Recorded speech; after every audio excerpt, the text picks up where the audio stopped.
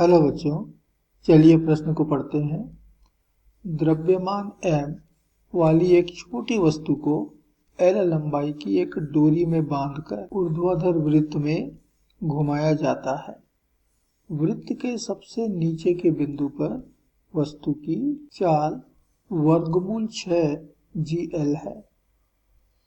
वृत्त के सबसे ऊपरी बिंदु पर वस्तु के संवेग का परिमाण होगा। नीचे हमें विकल्प दिए हैं, इनमें से कौन सा विकल्प सही है ये हमें बतलाना है। तो इस प्रश्न के लिए जो मूल अवधारणा है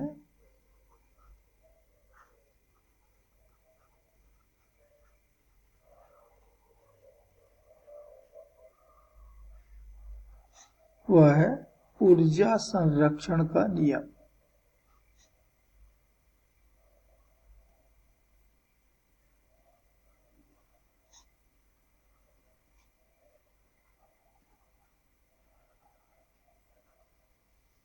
तो किसी वस्तु के ऊर्ध्वाधर वृत्त में गति के प्रत्येक बिंदु पर, इस गति में प्रत्येक बिंदु पर वस्तु का कुल ऊर्जा अचर बना रहता है, नियत बना रहता है। अर्थात वस्तु का गतिज ऊर्जा और वस्तु की स्थितिज ऊर्जा दोनों का योग पूरी गति में अचर रहता है। बस इसी अवधारणा पर यह प्रश्न है। तो ये L लंबाई की दूरी से बिंदु O से हमने M द्रव्यमान की वस्तु को लटका दिया है और फिर इसको एक ऊर्ध्वाधर वृत्त में गति दी है। सबसे नीचे वाले पॉइंट पर, सबसे नीचे वाले बिंदु पर इसका वेग भी 1 मान लेते हैं। ये बराबर है वर्गमूल 6gl के। अब यह वस्तु वृत्त के सबसे ऊपर वाले बिंदु पे आ रहा है। उस समय मान लेते हैं कि इसका वेग जो है ये v2 है। तो सबसे नीचे वाला बिंदु मान लेते हैं a, सबसे ऊपर वाला बिंदु है मान लेते हैं b। और ये भी मान लेते हैं कि A पर वस्तु का स्थितिज ऊर्जा मान लेते हैं 0 है। हमने इसको निर्देश बिंदु मान लिया है। अब यहाँ से जैसे से ऊपर उठेगा वैसे वैसे इसकी स्थितिज ऊर्जा में वृद्धि होगी। तो बिंदु A पर, अर्थात सबसे नीचे वाले बिंदु पर कण की कुल ऊर्जा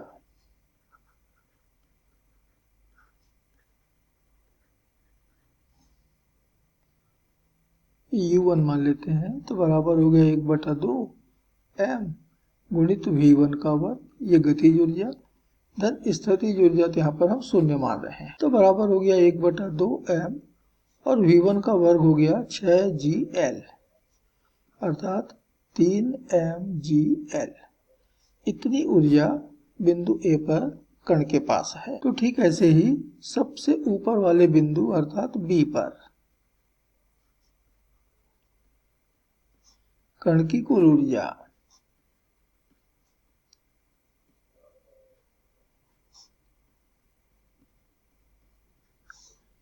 हम इसको U2 कहें तो बराबर हो गया 1/2 m गुणित V2 का वर्ग। हमने मान रखा है कि सबसे ऊपर वाले बिंदु पर वो V2 वेग से पहुंच रहा है, प्लस स्थितिज ऊर्जा। तो स्थितिज ऊर्जा होता है mgh। तो बिंदु A से बिंदु B की जो ऊंचाई है, यह रस्सी की लंबाई L है, तो इधर भी वही रस्सी है, इसकी लंबाई L हुआ। तो A से B तक की कुल ऊंचाई हो गई 2L।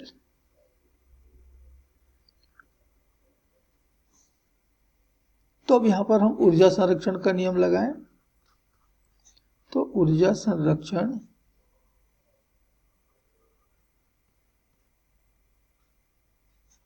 के नियम से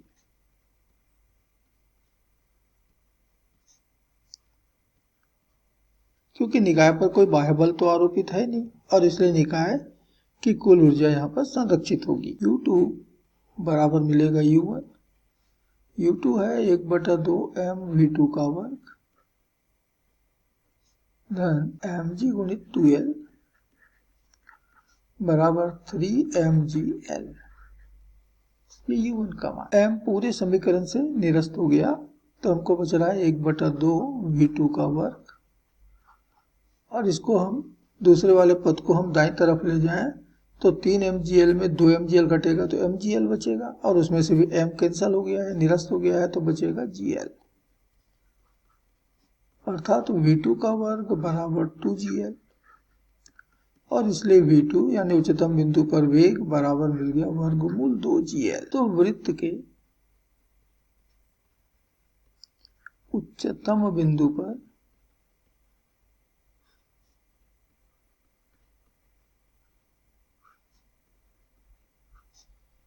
कण का संवेग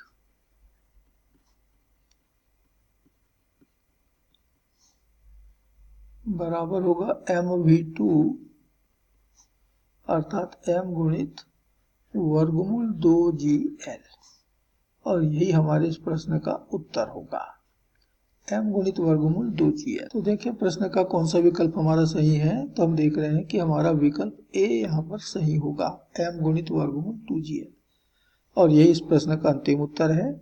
आशा करते हैं आपको समझ आया होगा। धन्यवाद।